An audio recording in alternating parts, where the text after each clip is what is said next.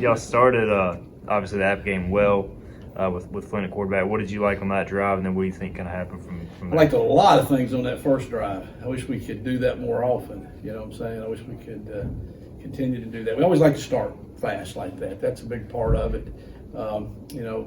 Took the kick, and I guess what were we, 75 yards away or whatever too. So just I thought Flynn came out very relaxed and just very much confident. Knew the game plan. The first series is usually scripted out pretty much, so we've practiced it, in that order. We've walked through it in that order, that with that intent, so that everybody's going to really know what the first couple calls are. And if the defense doesn't change, you pretty much stay with that script. And he just kind of followed it and just did everything right. And the kids had a lot of energy. I think they were excited about playing. And we tried to get to Raji the ball. That was a big part of the game plan. Was trying to get him involved early, and we were doing that. And then he got the touchdown. It was a good run on that. So I just liked our feel to it. Our confidence in that right there. Really the first half I thought we played pretty well. A couple series in there we made some mistakes, but I would have taken the first half. We got to work on the second half now. So I told Coach Houston his pregame speech was good. Work on the halftime with that.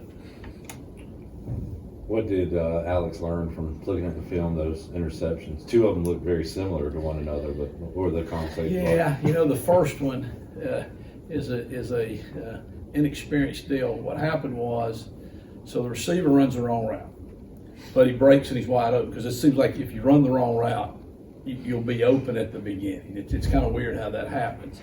And so he runs inside almost like a post, and he should have been running a takeoff, so he should have been over on the sideline. And the corner did sit down, so he was going to be wide open over there. And Alex saw him, and then you throw it, and you're like, oh, there's a free safety standing out there in the middle of the field. You can't throw that ball there because you think he's open. So I think he learned, okay, you can't just see the first part of the play and just chunk the ball out there like that. You got to execute the play. If the guy runs the wrong route, you probably shouldn't throw it to him. The other interception, it really hurt us. It was a big play in the game, I think.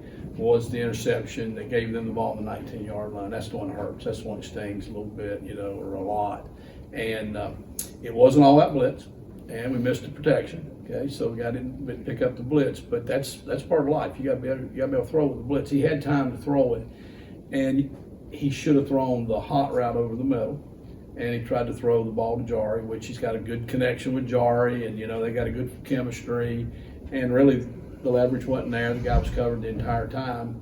And if you're going to do that, you better just throw it away then once you've made that commitment to it. So just, don't just guess, just read the defense. That was really what happened on that one right there. And that was a big one right there.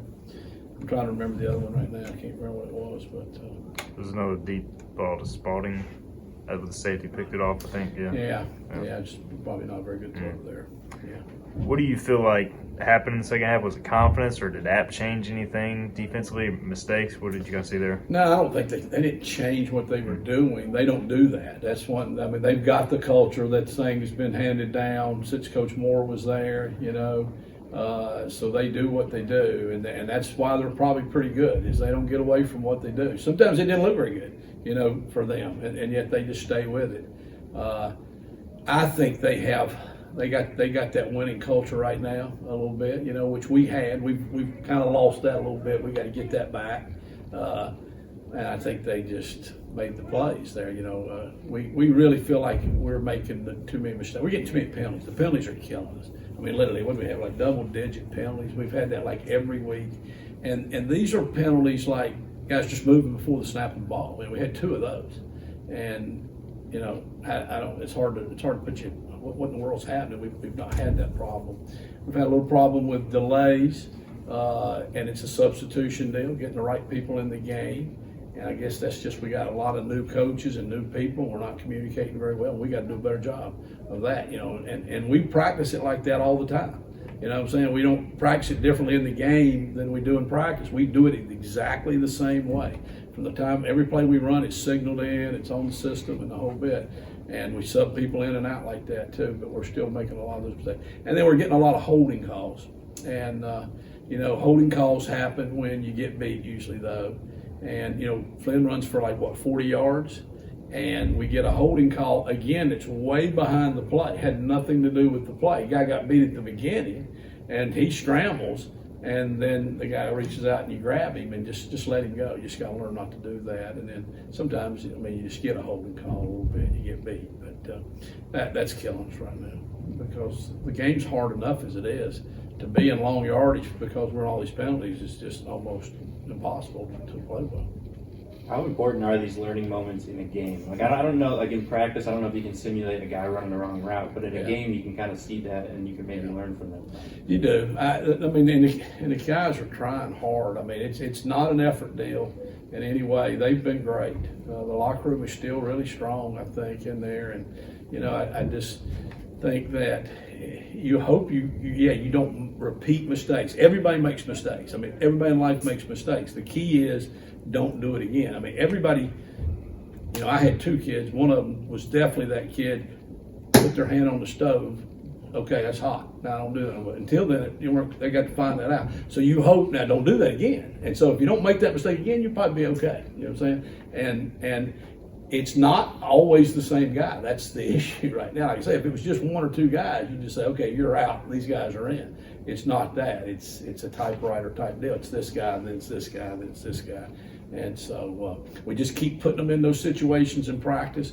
We've done more competitive things against our defense this week, even though the scheme defensively is not the same. But because you're tensed up, you're a little more nervous when you're going against the other starter. It's a little more competitive than it is when you're going against the scout team player. Because you're right, you don't have to jump the count to block the scout team guy. He didn't really even know that defense. He's reading it off a card. But when you go against the starters, you know, well, if you're late, you're beat. So now you got to learn to sit in there. So I think all those things, you know, Coach Houston's obviously a Hall of Famer coach, and when he retires, he'll be in the Hall of Fame. There's no question about that. And he's done a lot of great stuff. You look at his record, he's better than he's ever been. The handling and what he's doing, I'm sitting there saying you could write a book on how he's handling this. And truly, I mean, I haven't said this to him, but I'd like to, I guess. So it's easy when it's all going good. You know, sometimes it's just, okay, you stay out of their way, let them go. Right now, it's not that situation, so you really find out what you're made of. And he's really showing that he's truly one of the top ones out there. Coach, a lot of guys, I know y'all want to get going offensively, but we haven't seen Marlon Gunn get downhill kind of like we saw last year. Is that frustrating? You know, the issue we're having is that you can't just play them all, and you're not. And the game is a little shorter. The game's going faster. The part about the first downs and the clock has sped the game up at least 1 series. Okay. But the other part of the game they've sped up too, and they were kind of creeping into this. They're always spotting the ball faster now. They're starting the clock faster. Everything is faster. They're shortening the game, so you're not getting as many plays, and you're not moving the ball as well. So you're not keeping the ball, enough times. So you look back, you go, man, I didn't get Raji the ball enough. I never really got him going. But you also want to get Javius going because you know what he can do. So now you're sitting there, you're the third guy. It's hard to get because for long nobody ever gets lathered up. Nobody ever gets the feel for it. And Raji's been out, and he's a little rusty on some of the reads, and he'd be the first to say that. And but we need to get him the ball more. We need to get Javius the ball more. We need to get everybody the ball more. But you just can't play everybody. So you always have too many at one position. But then, wow, you look up, everybody's hurt. There was a time Saturday when you're talking about quarterbacks, you're like, well, Raheem, you better be ready over there because, one blitz to the back of the head and you're in the game right now. You thought I was just saying that to get you to practice hard. You could be in there. I told the guy, Ty Little, the scout team guy, do you have any idea anything we're doing? And he looked at me kind of like, I had 3 heads. I was like, well, you might want to just get the book out and kind of read over some of this so that, one more guy and you have to come up and you've got to be able to be the third teamer, which is real. Does the slowdown as far as what the game's kind of going with affect you as a play caller just with the lack of kind of time you have towards the end of the game and the time's been shaved off the clock almost? I don't know how you prepare for it, but I'm very aware of it. You know what I'm saying? I think if anything, I maybe have said a couple of times, we don't need as much, You know, we don't need as much game plan because, you know, the game is a little shorter. But it's not that much shorter, you know what I'm saying? You always have to have stuff ready because you never know. You could have a overtime game. All of a sudden, you better have plays ready for that. You know what I'm saying? And you know, usually when you're doing a play to win the game, you want to run something maybe you hadn't run before, if something they hadn't seen. So, yeah. So I don't know, Joe. That's a good question, but I don't know that it probably hadn't changed it that much. So.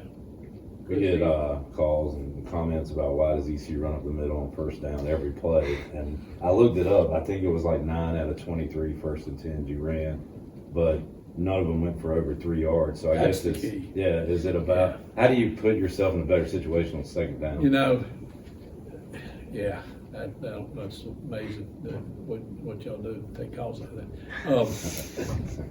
We don't really just run it up the middle.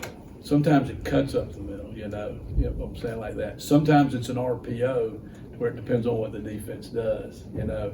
And so if it was 9 out of 23 runs, I'm not the best math student, but I know that's less than 50%. We like to stay balanced. We really do. And I think we're probably really, really close to being balanced like that. There was a time last week when I said, you know, because we're charting it, we're checking it.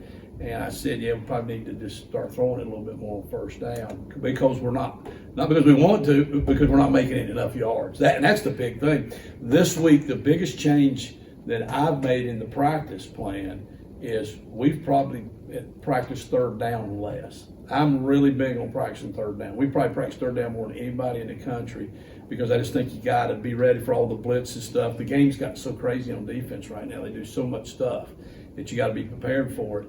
But I said, you know, we're not making enough yards on first down. We need to start practicing first down more.